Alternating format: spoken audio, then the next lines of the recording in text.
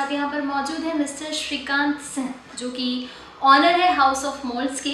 तो आज हम उनसे जानेंगे कि उन्होंने किस वजह से इस इंडस्ट्री में आने की सोची है और फिलहाल जो कोविड पैंडेमिक चल रहा है उसकी वजह से उन्हें क्या क्या परेशानी हुई है और वो किस तरह से एक हाइजीन जो लोगों के लिए मेन पॉइंट होता है वो मेंटेन करते हैं।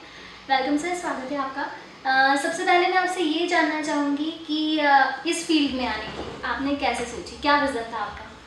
मेन जैसा मैं पहले आई वेंट टू जॉब, पहले मैं जॉब में था। फिर उसके बाद से एक जो अभी कल्चर चल रहा है आपका, जो फूड कैलोरी काउंट और वो सब प्रोटीन डाइट और मैं वो करने वाला था, बट दैट वाज इन 2011। सो मैंने जब मार्केट रिसर्च करा और मुझे रियलाइज़ हुआ कि ये अभी इंदौर मार्केट इसके लिए नहीं है, because that was the time जब मुंबई में वो चीज़ बहुत चल रही थी। सो मैं जॉब छोड़ के आया फूड इंडस्ट्री के लिए ही था। So back of the mind था फूड इंडस्ट्री में ही कुछ करना है। देन स्लोली ग्रेजुअली वहाँ वो नहीं हुआ, तो उससे सबसे पहला जो रेस्टोरेंट खुला वो खंडवा रोड पे हमने हॉनो के पीस खोला। वहाँ से लोगों ने उसको अप्रिशिएट करा, इंदौर को पसंद आया, टेस्ट, एम्बियंस, सर्विस सब कुछ पसंद आई। देन उसके बाद वो 2012 में खोला था। उसके बाद आपका 2014 में R9 हमने लिया एंड देन 2019 में हाउस ऑफ मोल्ड्स। रेस्टोरेंट मतलब बहुत सारे टाइप्स होते हैं फूडी जगहों के भी, तो वो उसके बारे में आप बताइए कि कितने तरह के रेस्टोरेंट होते हैं और क्या क्या लोगों को पसंद है? बहुत सारे टाइप है रेस्टोरेंट्स में भी इंदौर में या सभी जगह आप बोले।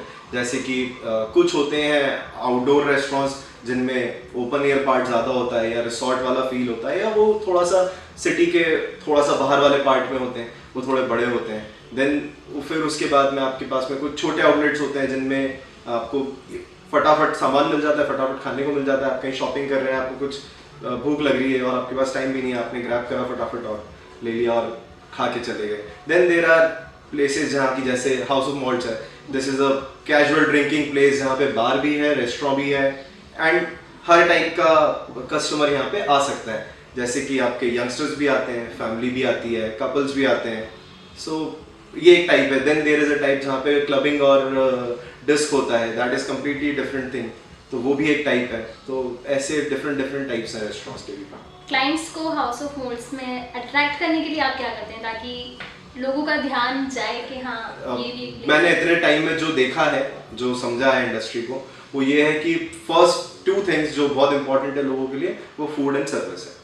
अगर आपका फूड और सर्विस, एंड स्पेशली इंदौर जैसी सिटी में जहाँ पे लोग बहुत ज़्यादा फूडी हैं, जहाँ पे उनको खाने के लिए बहुत पर्टिकुलर है, क्योंकि हमारे यहाँ मेजरली कहीं पे भी खाना खाओगे, चाहे वो स्ट्रीट फूड हो चाहे किसी रेस्टोरेंट का खाना हो, वो थोड़ा सा हम लोग किसी और सिटी से ज़्यादा अच्छा ही बनाते हैं, अच्छा ही देते हैं। सो इंदौर के लोग थोड़ा सा फूडी हैं, तो अगर फूड और सर्विस अच्छी मिल जाती है तो सबसे पहली चीज़ वो। सेकेंड इज हाइजीन, आपका एम्बियंस, आप किस प्राइस पॉइंट पे काम कर रहे हो और आपका कैसा उनके मतलब कोई अगर कस्टमर है, आपका पीआर कितना, आपका उनसे पर्सनल रिलेशनशिप कितना स्ट्रॉन्ग है, ये चीज़ें बाद में कवर करती हैं। बट या majorly it's all about food and service.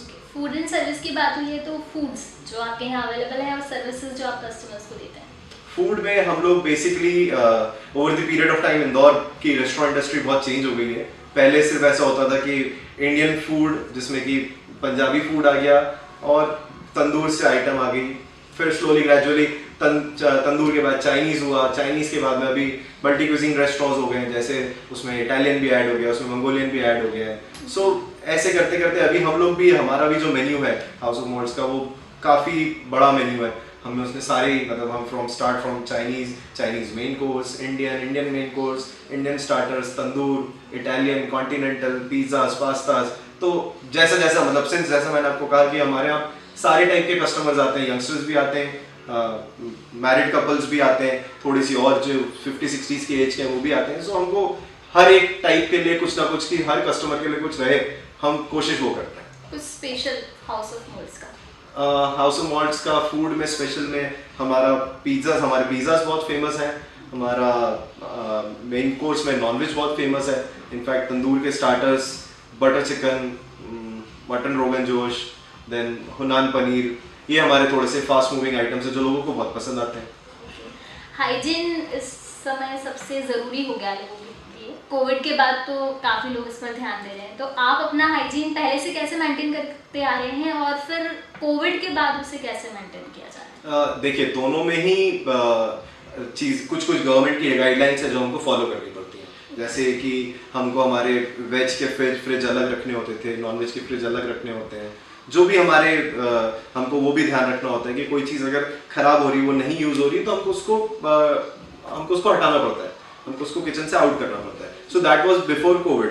But after Covid बहुत सी नई गाइडलाइंस आई गवर्नमेंट की, तो उनको भी फॉलो करना पड़ रहा है, और which is good also, because हम लोग भी उस वजह से सेफ हैं, हमारा स्टाफ भी सेफ है, और सामने आने वाला भी जो कस्टमर आ रहा है वो भी सेफ है। सो जैसे ही कोई अगर आता है रेस्टोरेंट में, तो सबसे पहले हमको उनका थर्मल स्कैनर से हमको उनका टेम्परेचर नोट करना पड़ता है। अगर वो उससे 96 टेम्परेचर 97 से ऊपर टेम्परेचर पे है, तो फिर हमको उनको मना करना पड़ता है। अगर वो एक्सेप्टेबल टेम्परेचर में है, तो फिर हम उसके हाथ सैनिटाइज करवाते हैं। वो टेबल पे जब आते हैं तो पूरी टेबल सैनिटाइज होती है, चेयर सैनिटाइज होती है। तो ये तो कस्टमर पार्ट पे हो गया। एज फार एज जो हम हमारे बैकएंड पे कर रहे हैं, हमारी सारी टीम, जितना भी स्टाफ आ रहा है, वो भी रोज सुबह आके सबसे पहले उनको भी स्कैन किया जाता है। हम लोग सारे जितने भी कोशिश रहती है कि खाना मैक्सिमम हम कोशिश करें कि फिजिकल टच हम कस्टमर को देने वाली चीज़ पे हमारा ना हो। फॉर एग्जाम्पल, जो हमारे सारे वेटर्स हैं, जो भी सर्वर्स हैं, वो हाथ में ग्लोव्स पहनते हैं, शार्क कैप्स पहने होते हैं, आपका फेस पे मास्क होता है। किचन में भी सेम चीज़ फॉलो हो रही है।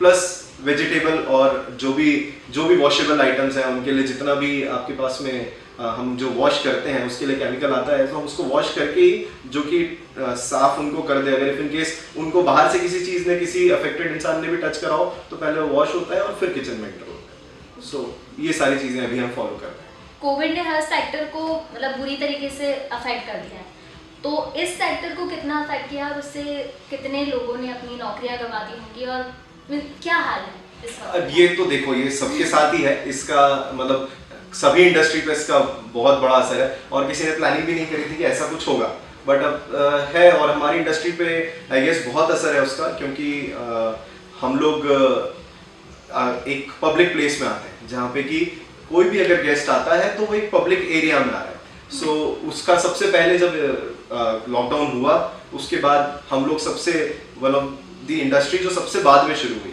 मतलब लोग स्लोली ग्रेजुअली बाजार खुल गए थे, सब हो गया था, बट रेस्टोरेंट इंडस्ट्री बहुत लेट शुरू हुई। तो हमको ऑलमोस्ट 6-7 महीने लग गए बंद होके चालू होने में। फिर जब चालू हुए तो ऑब्वियसली कोई चीज़ अगर 7 महीने से बंद है, तो उसका मेंटेनेंस और बहुत सी चीज़ें बढ़ गई हमारे ऊपर। जो हमको अगर कोई चीज़ चल रही होती है तो उसको मेंटेन करना आसान होता है। वो 7 महीने से आपकी प्रॉपर्टी बंद है अगर, तो फिर मेंटेनेंस वगैरह आया। देन आपकी टीम जो थी, जो 7 महीने पहले थी, वही सेम टीम कोई अपने गांव चला गया, तो वहाँ से आने की कनेक्टिविटी नहीं थी। उनको वहाँ से कोई किसी ने कुछ और काम, क्योंकि हमारी इंडस्ट्री शुरू नहीं हुई थी, तो वो अनएम्प्लॉयड थे, तो उनको जो काम मिला उन्होंने उसमें चले गए। कुछ को वापस आने का मन हुआ, वो आ गए, और अभी भी बहुत सारा स्टाफ है जो नहीं आया है, और वो शायद इस इंडस्ट्री में पलट के आए भी नहीं।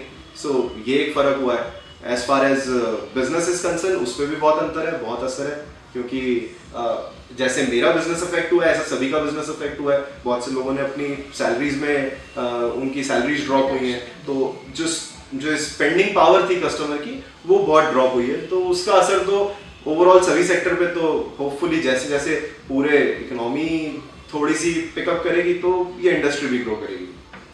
फ्यूचर प्लानिंग्स क्या है? फ्यूचर प्लानिंग्स में अभी एज ऑफ नाउ तो हम लोग इस फेज को, हमने बहुत सारी चीज़ें सोची थी, but then as of now हम इस फेज को क्रॉस करना चाह रहे हैं। बिकॉज ये जो टाइम है अभी, जैसे गवर्नमेंट के नॉर्म्स भी बहुत चेंज हो रहे हैं डेली बेसिस पे। सो बट ठीक है, वो भी गवर्नमेंट भी चाह रही है कि जितना जल्दी इस चीज़ें स्टेबल हो पाए तो अच्छा होगा। बट देन पहले 8 था, फिर 10 हो गया अभी। सो पहले ये चीज़ें क्रॉस करना है, बिकॉज एज ऑफ नाउ अभी प्लानिंग करके कुछ हासिल नहीं होना है जब तक कि चीज़ें नॉर्मल नहीं होगी। सो जब तक वो नहीं होता है, तब तक तो यही प्लान है कि इसको जैसे भी करके एक मेंटेनेंस, एक सही तरह से चीज़ें चलती रहे, हाइजीन मेंटेन रहे, कस्टमर सेटिस्फाइड रहे। तो एज ऑफ नाउ तो यही प्लान है। अभी आप हाउस ऑफ मोल्स देख रहे हैं, इसके पहले भी कई रेस्टोरेंट आपके अंदर? मेरा ये 4th रेस्टोरेंट है। हाँ, 4th रेस्टोरेंट है। तो कोई सा ऐसा एक्सपीरियंस जो बहुत एक्साइटेड रहा हो स्टार्टिंग से अभी तक आपके लिए? देखिए, ये इंडस्ट्री ऐसी है, ये इंडस्ट्री पूरी एक्साइटिंग है, मतलब it's every day is a new day. तो इसलिए मुझे कभी बोर नहीं हुआ इस इंडस्ट्री में आके, क्योंकि ये ऐसा है कि आपको आपके पास ऑलमोस्ट 40-50 लोगों का स्टाफ है, आप डेली 100-125 नए लोगों का वॉक इन देख रहे हो, so every day is a new challenge कभी। और ऐसा नहीं है कि सभी कुछ परफेक्शन से हो जाता है, कुछ चीज़ों में किसी कस्टमर को कुछ चीज़ पसंद नहीं आती है, किसी को कुछ बहुत ज़्यादा पसंद आती है, so it's a very exciting industry. तो मुझे तो बहुत मज़ा आता है। जो न्यू कमर्स हैं या स्टार्टअप्स हैं, तो उन्हें इस कोविड सिचुएशन में आप क्या सजेस्ट करना चाहेंगे कि उन्हें, क्योंकि आपको काफ़ी एक्सपीरियंस है, ये आपका 4th रेस्टोरेंट है, उस हिसाब से स्टार्टअप्स, देखिए स्टार्टअप्स इज ऑल अबाउट, मैं खुद भी, मेरा भी स्टार्टअप ही था, तो मैंने भी स्क्रैच से ही शुरू करा था। सो सबसे पहली चीज़ तो स्टार्टअप्स के लिए जो मैं बोलूँगा कि आपको बहुत सारे, सब लोग बहुत सारे फीडबैक्स देंगे, ये करो ये मत करो, but then at the end आपको करना है। So what is your gut feeling, what exactly you feel about your idea, वो बहुत इंपॉर्टेंट है। तो अगर आ रहा है खुद से कि हाँ मैं ये कर सकता हूँ, nothing like it, and then आसान कुछ भी नहीं है, मतलब ना जॉब करना आसान है ना बिजनेस करना आसान है। सो एट द एंड अगर आपको करना है तो करना पड़ेगा। There is only 2 option, yes and yes. आप उसको अगर नेगेटिव होके देखोगे तो कुछ भी नहीं होगा, पॉजिटिव होके देखोगे तो बहुत सी चीज़ें होती हैं इन लाइफ, ऐसे ही है, it's part and parcel of life. कुछ कभी अच्छा होगा, कभी बुरा होगा, but then at the end you will grow. तो मैंने तो इतने टाइम में यही सीखा। यूथ के लिए आप क्या कहना चाहेंगे? कई लोग हैं जिनका प्लान होगा कि फ्यूचर में हमें ये करना चाहिए, रेस्टोरेंट ओपन करना चाहिए, तो उनके लिए आप क्या कहेंगे कि ये इंडस्ट्री सही है, ग्रो कर सकते हैं? इंडस्ट्री देखो, इंडस्ट्री तो कुछ इंडस्ट्री में प्रॉब्लम नहीं है। इट्स ऑल लाइक कि आपको कितना, because this is very demanding industry as compare to other industries. इसमें आपका थोड़ा सा लाइफस्टाइल भी बहुत अलग होता है। मतलब हम लोग नॉर्मली, कोई अगर अपने घर जाता है 7 बजे 8 बजे, हम लोग घर जाते हैं रात को 1 बजे क्लोजिंग होने के बाद, नॉर्मली जो रेस्टोरेंट्स ओनर करते हैं। देन लोग जिस दिन पार्टी करते हैं या जिस दिन लोग छुट्टी मनाते हैं, हम उस दिन काम करते हैं। सो ये सब चीज़ें हैं। अगर आप अपनी पर्सनल लाइफ में से इतना सा टाइम इस बिजनेस के लिए निकाल सकते हो तो फिर ये बिजनेस बहुत अच्छा है। बाकी तो सारी चीज़ों के अपनी अपनी पार्ट है, बट हाँ ये वाले बिजनेस में थोड़ा सा आपकी पर्सनल लाइफ और आपकी प्रोफेशनल लाइफ बहुत मिक्सअप चलती है। सो वो अगर मैनेज कर सको तो नथिंग लाइक इट।